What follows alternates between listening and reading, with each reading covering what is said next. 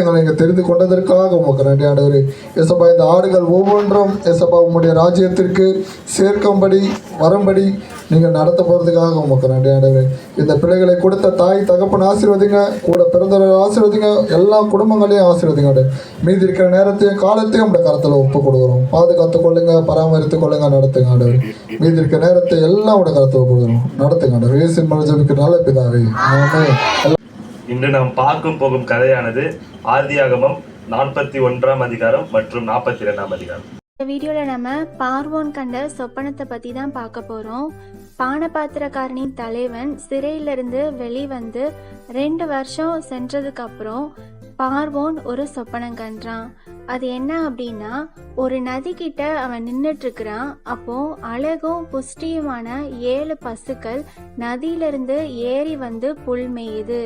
அவைகளை தொடர்ந்து அவலட்சணமும் கேவலமுமான வேற 7 பசுக்கள் நதியிலிருந்து ஏறி வந்து நதி ஓரத்துல இருந்த மற்ற பசுக்கள் கிட்ட நிக்குது. அதுக்கப்புறம் அவலட்சணமும் கேவலமுமான பசுக்கள் அழகும் புஷ்டியுமான அந்த 7 பசுக்களை பட்சித்து போடுது.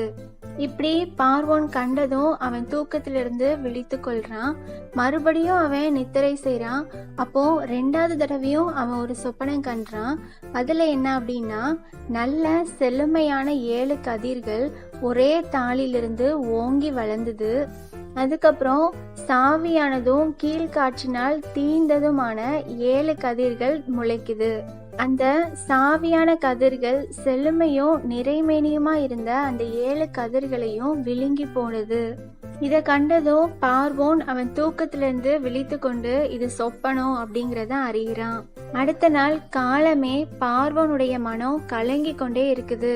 அப்போ அவன் எகிப்துல உள்ள சகல மந்திரவாதிகளையும் சகல சாஸ்திரிகளையும் கூப்பிட்டு அவங்களுக்கு அவன் கண்ட சொப்பனத்தை சொல்றான். ஆனா அவங்க ஒருவராலையும் பார்வோனுடைய சொப்பனத்துக்கு அர்த்தம் சொல்ல முடியல. அப்போதான் பானபாத்திரக்காரனின் தலைவன் பார்வோன் கிட்ட, நான் செஞ்ச குற்றம் இன்றுதான் என் நினைவுல வந்தது அப்படின்னு சொல்லி, நீங்க என்னையும் சுயம்பாகிகளின் தலைவனையும் சிறையில வச்சிருந்தீங்கல்ல, அப்போ அங்க எபிரேயன் ஒருவன் இருந்தான். அப்போ நாங்க அங்க சிறையில இருக்கும்போது நானும் சுயம்பாகிகளின் தலைவனும் ஒரு சொப்பனம் கொண்டோம். அதுக்கு அவன் தான் அர்த்தம் சொன்னான். அவன் சொன்னபடிதான் நடந்தது அப்படிங்கிறத சொல்றான். அப்போ பார்வோன் யோசேப்ப அழைக்கிறான். அவனை தீவிரமாய் காவல் கிடங்குல இருந்து கொண்டு வந்தாங்க. அவன் சவரம் பண்ணி கொண்டு வேறு வஸ்திரம் தரித்து பார்வோன் இடத்துக்கு வந்தான். பார்வோன் யோசேப்பு கிட்ட, ஒரு சொப்பனம் கண்டேன், அதன் அர்த்தம் சொல்ல இங்க ஒருத்தரும் இல்ல.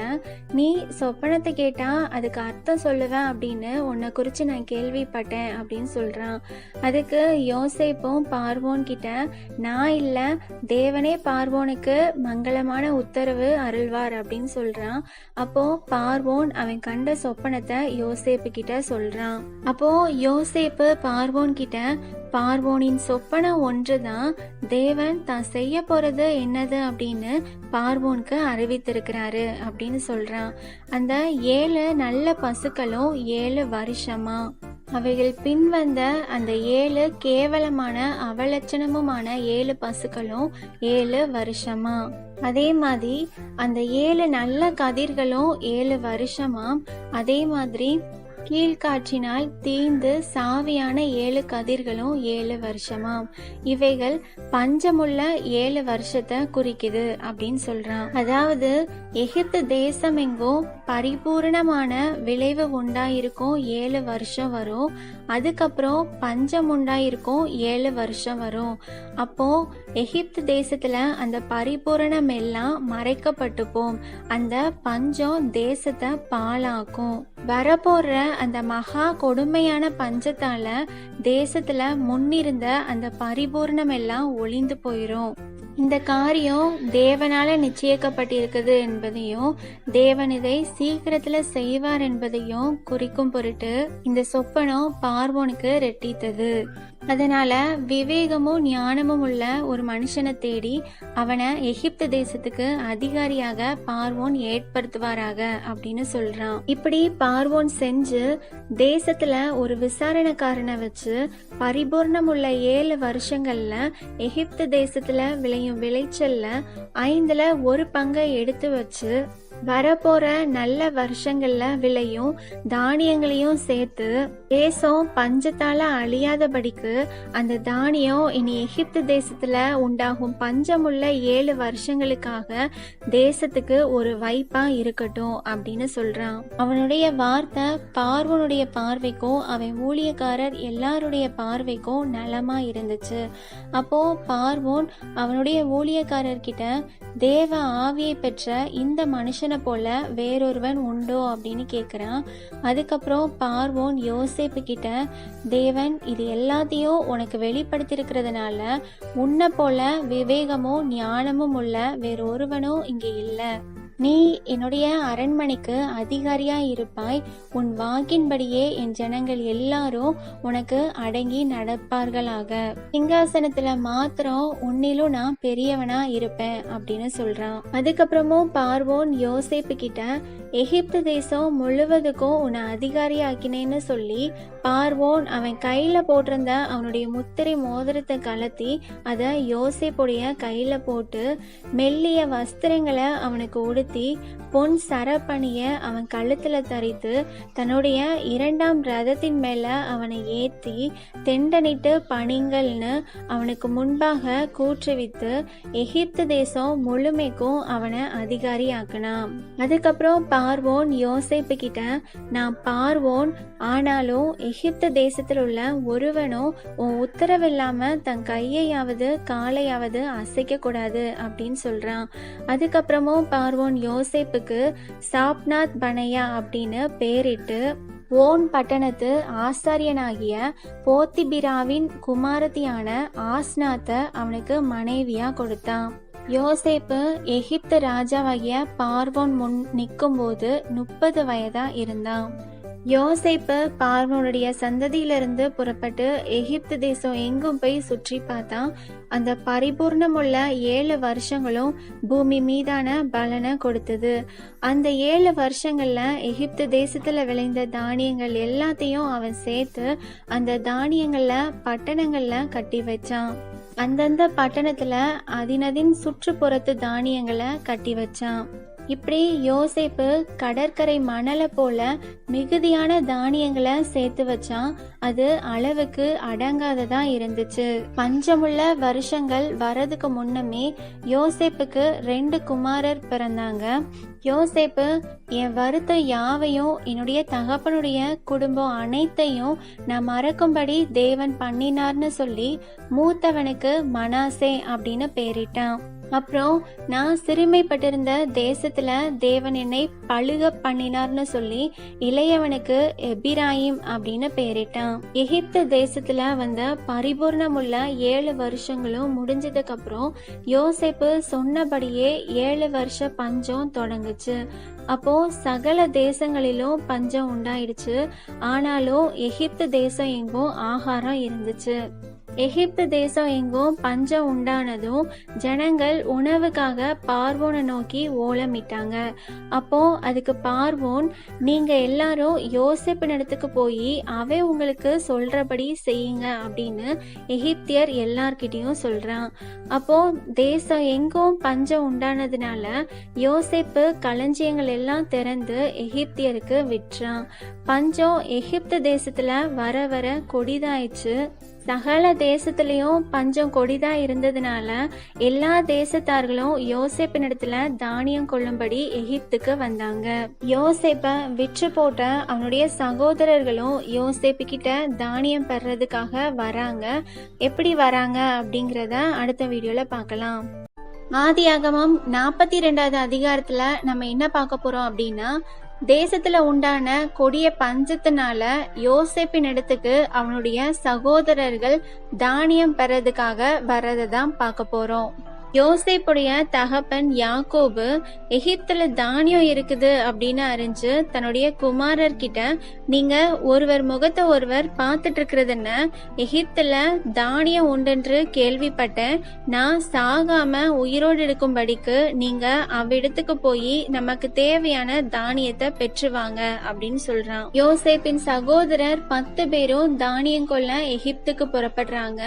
யோசேப்பின் தம்பியான பென்யமீனுக்கு ஏதோ மோசம் வரும் அப்படின்னு சொல்லி யாக்கோபு பென்யமீனை மட்டும் அவன் சகோதரர் கூட அனுப்பல. இப்போ கானான் தேசத்துல பஞ்சம் உண்டானதுனால தானியம் பெறதுக்காக போறவங்க கூட யாக்கோபு குமாரர்களும் போறாங்க. யோசேப்பு எகிப்து தேசத்துக்கு அதிபதியா இருந்து அந்த தேசத்து ஜனங்கள் யாவருக்கும் தானியத்தை விற்று வந்தான். அப்போ யோசேப்புடைய சகோதரர் வந்து முகங்குப்புற தரையில விழுந்து அவனை வணங்குறாங்க. யோசேப்பு அவங்கள பார்த்ததும் அவங்க தன்னுடைய சகோதரர் தான் அப்படின்னு தெரிஞ்சும் தெரியாதது போலயே கடினமா அவங்க கூட பேசி நீங்க எங்க இருந்து வந்தீங்க அப்படின்னு கேக்குறான். அதுக்கு அவங்க கானான் தேசத்துல இருந்து தானியம் பெறதுக்காக வந்தோம் அப்படின்னு சொல்றாங்க. யோசேப்பு அவங்கள குறித்து தான் கண்ட சொப்பனத்தை நினைத்து அவங்க கிட்ட நீங்க வேவுக்காரர், தேசம் எங்க திறந்து கிடக்குது அப்படின்னு பார்க்க வந்தீர்கள் அப்படின்னு சொல்றான். அதுக்கு அவங்க அப்படியல்ல, உமது அடியாராகிய நாங்கள் தானியம் கொள்ளதான் வந்தோம் அப்படின்னு சொல்றாங்க. அப்ப அவங்க நாங்க எல்லாரும் ஒரு தகப்பனுடைய பிள்ளைங்க, நாங்க மொத்தம் 12 சகோதரர், கானான் தேசத்துல இருக்கிற ஒரு தகப்பனுடைய புத்திரர். இளையவன் இப்போ எங்க தகப்பன் இடத்துல இருக்கிறான், ஒருவன் காணாம போயிட்டான். நாங்க நெஜஸ்தர் தான், வேவுக்காரர் இல்ல அப்படின்னு சொல்றான்.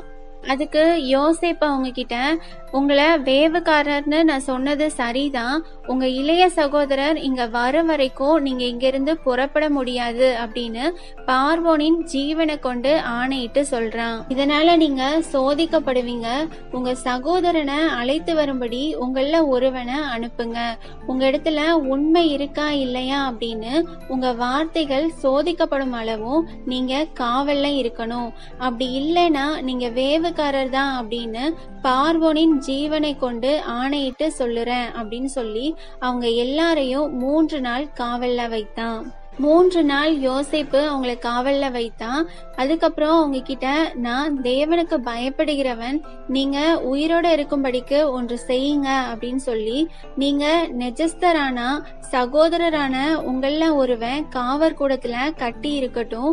மற்றவங்க புறப்பட்டு பஞ்சத்தினால இருக்கிற உங்க குடும்பத்துக்கு தானியம் கொண்டு போய் கொடுத்து இளைய சகோதரனை என்னிடத்துல அழைத்து கொண்டு வாங்க. அப்போ உங்க வார்த்தைகள் மெய்யென்று விளங்கும், நீங்க சாவதில்லை அப்படின்னு சொல்றான். அதுக்கு யோசேப்புடைய சகோதரரும் ஒத்துக்கிறாங்க. நம்முடைய சகோதரனுக்கு நம்ம செஞ்ச துரோகம் தான் இப்போ நம்ம மேல சுமந்தது. அவன் நம்மளை எவ்வளவு கெஞ்சி வேண்டி கொண்டான். அவனுடைய மன வியாகுலத்தை நம்ம கண்டும் அவனுக்கு செவி கொடுக்காம போனோமே, அதனாலதான் இந்த ஆபத்து நமக்கு நேரிட்டதுன்னு சொல்லி ஒருத்தர் பார்த்து கொள்றாங்க. அப்போ ரூபன் அவங்கள பார்த்து இளையவனுக்கு விரோதமா பாவம் செய்யாதீங்க அப்படின்னு நான் உங்ககிட்ட சொன்னேன்ல, நீங்க கேட்காம போனீங்க. இப்போ அவனுடைய இரத்த பலி நம்மிடத்துல வாங்கப்படுது அப்படின்னு சொல்றான். யோசேப்பு தூபாசியை கொண்டு பேசினதுனால அவங்க சொன்னது யோசேப்புக்கு தெரியும் அப்படின்னு அவங்க அறியாம இருந்தாங்க. அவன் அவங்கள விட்டு அப்புறம் போய் அழுது திரும்பியும் அவங்க இடத்துல வந்து அவங்களோட பேசி அவங்கள சிமியோனை பிடித்து அவங்க கண் முன்னாடி கட்டி போட்டான். அதுக்கப்புறம் அவங்க சாக்குகளை தானியத்தால நிரப்பவும் அவங்க பணத்தை திரும்பியும் அவங்க சாக்குலயே போடவும் வழியில அவங்களுக்கு வேண்டிய ஆகாரத்தை கொடுக்கவும் யோசேப்பு கட்டளையிட்டான். அப்படியே அவங்களுக்கு செய்யப்பட்டுச்சு. அவங்க அந்த தானியத்தை எல்லாத்தையும் தங்க கழுத மேல ஏற்றிட்டு அந்த இடத்துல இருந்து புறப்பட்டு போறாங்க. தங்குற இடத்துல ஒருவன் அவன் கழுதைக்கு தீவனம் போடுறதுக்காண்டி அவன் சாக்கு திறந்து பாக்குறான். அப்போ சாக்குல இருக்கிற பணத்தையும் பாக்குறான். பணத்தை பார்த்ததும் அவன் தன்னுடைய சகோதரர்கிட்ட என் பணம் திரும்ப வந்திருக்குது, இதோ என் சாக்குல இருக்குது அப்படின்னு சொல்றான். அப்போ அவங்களுடைய இருதயம் சோர்ந்து போய் அவங்க பயந்து ஒருவர் பார்த்து தேவன் நமக்கு இப்படி செய்தது என்ன அப்படின்னு பாக்குறாங்க. அதுக்கப்புறம் அவங்க கானான் தேசத்துல உள்ள தங்களுடைய தகப்பன யாக்கோபிடத்துக்கு வந்து தங்களுக்கு சம்பவித்தது எல்லாத்தையும் அவன் கிட்ட சொல்றாங்க. தேசத்து அதிபதியா இருக்கிறவன் எங்களை தேசத்தை வேவு பார்க்க வந்தவன்னு நினைச்சு எங்க கிட்ட கடினமா பேசுனா, நாங்க அவங்க கிட்ட நாங்க நெஜஸ்தர் தான், வேவுக்காரர் இல்ல, நாங்க 12 சகோதரர், ஒரு தகப்பன் புத்திரர், ஒருவன் காணாம போயிட்டான், இளையவன் இப்போ கானான் தேசத்துல எங்க தகப்பன் இடத்துல இருக்கிறான்னு சொன்னோம். அப்போ தேசத்தின் அதிபதியா எங்க கிட்ட நீங்க நெஜஸ்தன் என்பதை நாங்க அறியும்படிக்கு உங்க சகோதரர்ல ஒருவனை என்னிடத்துல நீங்க விட்டுட்டு பஞ்சத்தினால அங்க வருந்துற உன் குடும்பத்துக்கு நீங்க தானியத்தை வாங்கி கொண்டு போங்க.